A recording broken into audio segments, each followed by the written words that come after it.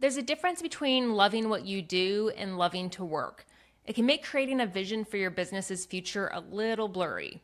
In this week's Hot Seat episode, Zach's business is doing great. He's strengthening up his processes so his next sales cycle runs smoothly, but he's left wondering where to take things next. Jonathan shares with Zach how to determine what his own version of enough is so he knows when to stop pushing as hard for growth and how to spend more time doing what he loves within his business. I'll be back at the end to recommend another episode. Enjoy. So real quick, who you are, who you work with, like what do you want to talk about today? What are we hitting on Yeah, today? I'm Zach Taylor. My business is just Zach Taylor Fitness, not just, but that's the name. Hmm. I work with gay men who are nearing and basically in their 40s. I say over 40, but I kind of start narrowing it um, in order to help them to look and feel better than they ever have. Um, Great. yeah, without sacrificing their social lives. I think that's often a fear. So that's got to So be a big part of it. yeah, it is a big part of it. It takes some of the, I think, anxiety away when Hmm. people are getting into something. They think, oh, I'm going to be eating chicken breast and broccoli, and and guys in my demographic, they're traveling a lot, they're meeting with, hanging out with friends. I mean, they're just like, they're busy. They're doing a lot of social stuff. Are most of them single and monogamous and open relationships, like all over the place?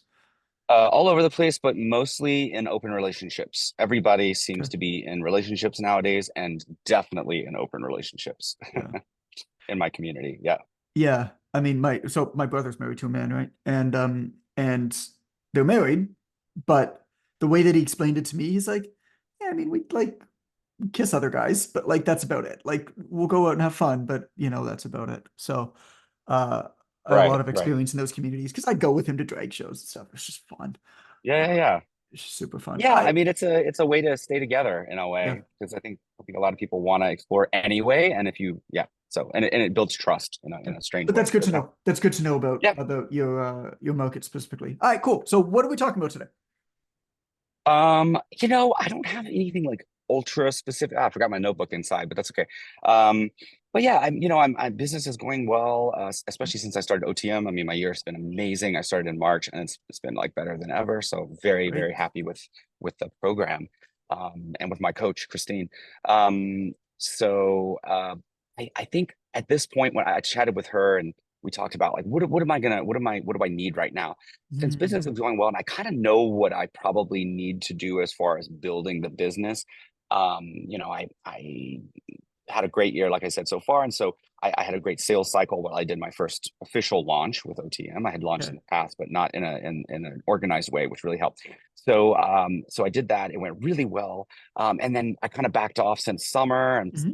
been going on trips. And now I'm building my back end. So I have a woman that I work with that edits video for me for social media. So I'm Hmm. sending her more content these days, trying to. And then I have an assistant that's helping me build out lead tracking and client tracking and stuff. So I'm Ah, building out okay. my back end. So I'm shoring up Yeah.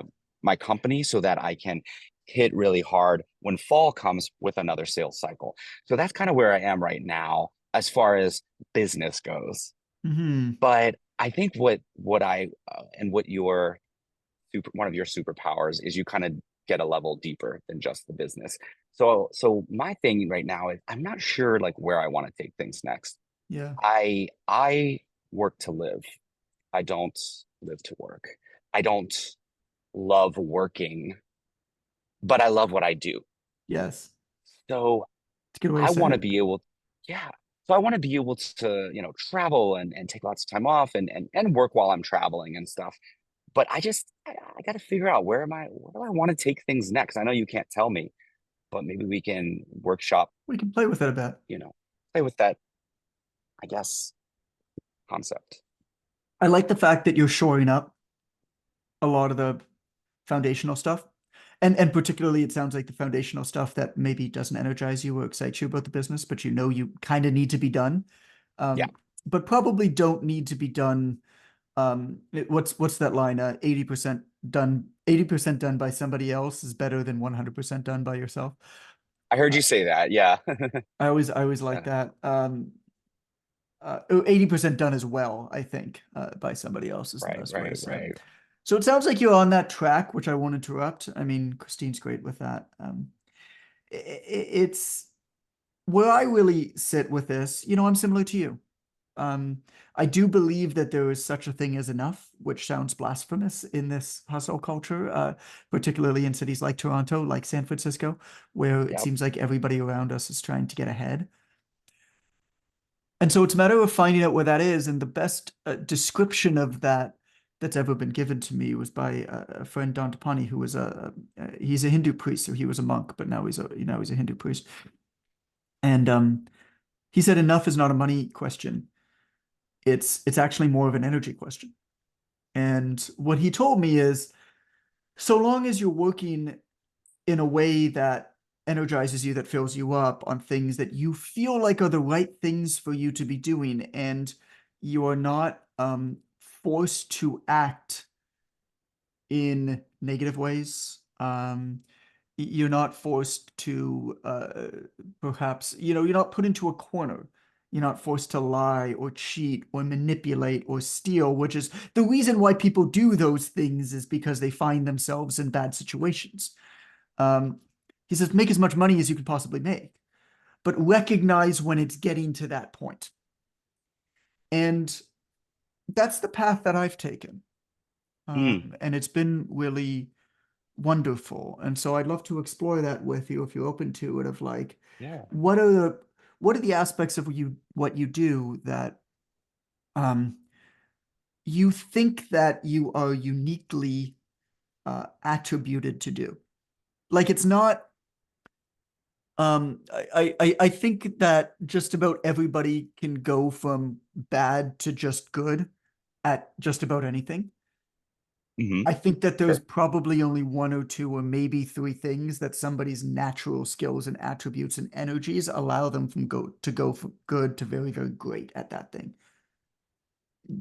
And I'll paint an example of it Sure. with me really quick, and then I want to ask you what you think that might be for you, and we'll dive deeper and peel back the onion a bit. So for me, it's like I use the example. It's like I think I could be a reasonably decent YouTuber. Like it's just not what I'm energized by. Like I just don't give a shit that much about it. And I think that I'm fine. I think that I with a lot of practice of improv and study, I think that I could be reasonably good at it. I think that I could be a world-class writer. And I don't think that I'm there yet. I think it's going to take me decades.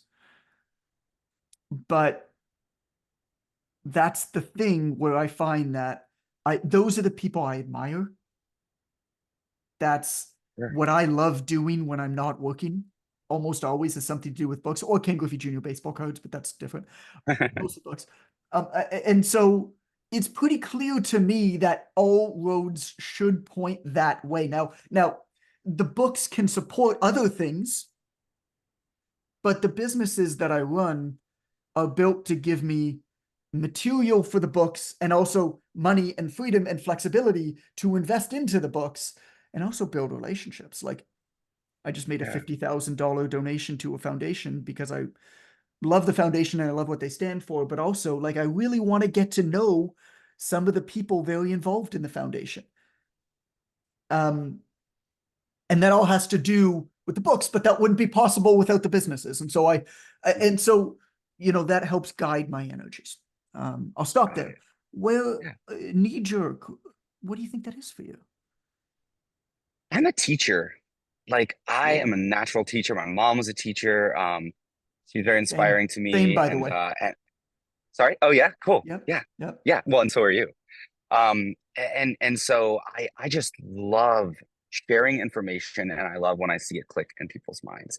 And I love Mm, when they repeat it back to me and they say either that thing you said or they don't have to give me credit, but if I just hear them talk about the thing that I was trying to explain and when it clicks, that's part of what got me into being a trainer because I love body and fitness and then being a teacher and not having to clean everything like I had to when I was a caterer.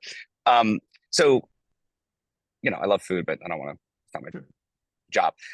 So yeah, so it gotta be, I think something with teaching Hmm. that like excites me. So you wrote on your on the form that I had you fill out Hmm. that that's why this is kind of surprising to me because you wrote on the form that one of the things that felt like it was kind of dragging on you now was things like creating the content, creating the videos. Yeah. Why do you think that is? Where's that disconnect? I think maybe it's just like it takes a lot of energy and time and thought and creation and uh to to make content. And I guess I always want it to be like a certain way or, polished. And yeah, I mean I love doing those like cards, like the still cards where I just share information. Maybe I need to do more of that. Um, but I don't know. I guess I'm so caught up in trying to like get new followers because I'm Mm. losing followers every day. So I'm trying to not at least not lose them. Um, so I'm like, oh, I need some flashy stuff. Uh, so yeah, maybe I'm just getting a little too caught up in I the think, stress of that.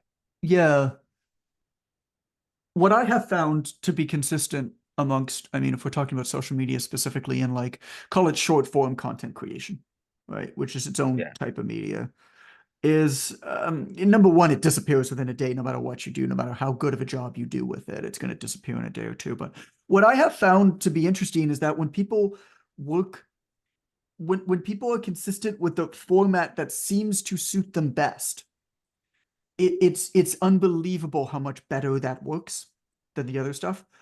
Like I do some videos now just because I think that it's useful to show my face. It's comical how worse my videos perform than the written content.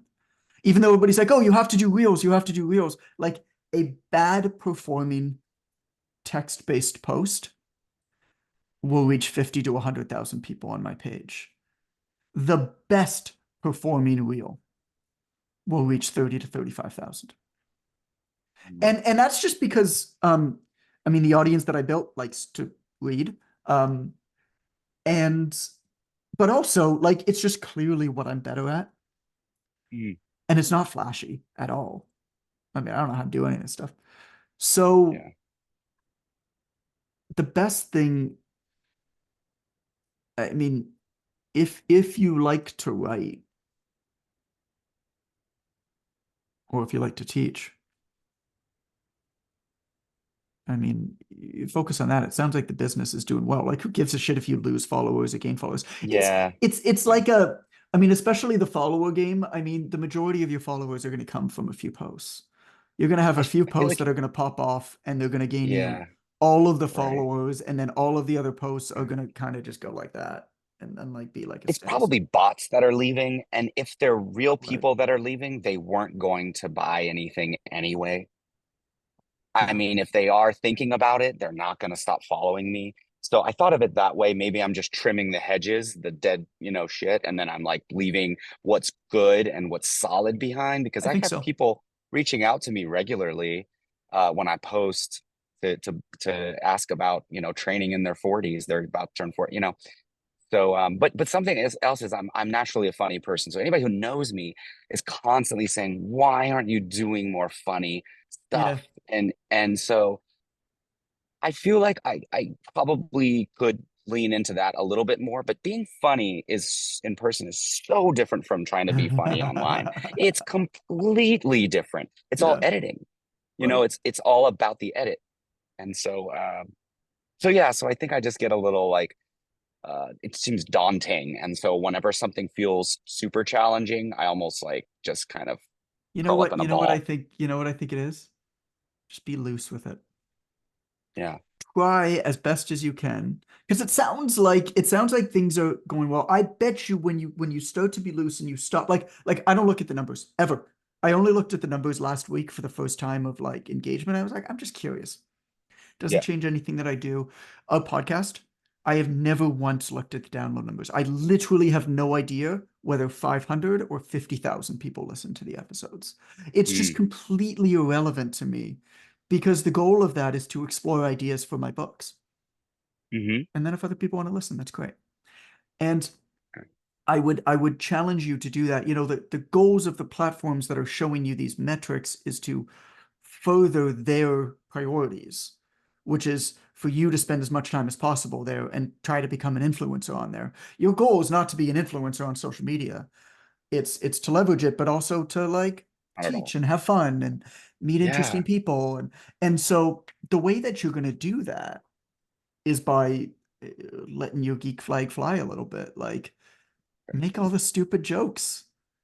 I mean, some of them are going to hit, some of them aren't. The ones that Hmm. hit, you keep going back to. The ones that don't, maybe you work on them a little Yeah. bit, like any good comedian. Um, Maybe Hmm. you're like, there's something there. I just didn't quite hit it right. And you keep throwing it in, but I think I think what it is, Zach, is just try to have a little bit more fun with it, man. Like things are going good for you. Shit, enjoy it. Be loose. Look at Yeah. look at social media as a place to teach. The best teachers are entertainers. They're different. They're Yeah. awkward. They're goofy. Creative. Hmm. I Um, think that's something I need to embrace in general. I'm seeing my therapist later, so I'll talk about that with him. But I think in general, I just need to like take a deep breath and enjoy uh the day to day, like and just enjoy the moment. It's yeah. fun. I love teaching the current clients that I have, so I'm really digging deeper with them and getting them to renew. And the more success they have, the more it drives things as well. So Hmm. yeah, Hmm. I'm going to Hmm. use social media, try to think of it as fun and not as much a job. I think That's a good so. way I think that's what you're saying, kind of. I think so. I think so. At least for the time being, and you'll find that, Yeah. you know, there's ebbs and flows to it. But it sounds like you're doing well. Older, thank you for this. Appreciate you. Yeah. Thanks so Talk much. soon. I appreciate it. Have a great day. You bet. Bye Okay. bye. Amber here. Thanks for listening in. This episode was from a group call from Jonathan's online trainer mentorship, where we host hot seats every 2 weeks. The mentorship is where we take anyone doing from $1,000 to $20,000 a month or more and help them scale up. If that sounds like something you'd be interested in learning more about, please DM the word mentor to Jonathan on Instagram at It's Coach Goodman. If you're looking for another episode to listen to right now, I'd recommend episode 235, The Happiness Habit. Happiness doesn't happen because you've achieved something. What actually does create happiness may surprise you. In this episode, you'll learn about the top 3 things that affect how happy you are, how to increase your capacity to be happy, and the one thing that money can buy that does bring more happiness. Again, that's episode 235, The Happiness Habit. Thanks again for listening, and we'll catch you next week.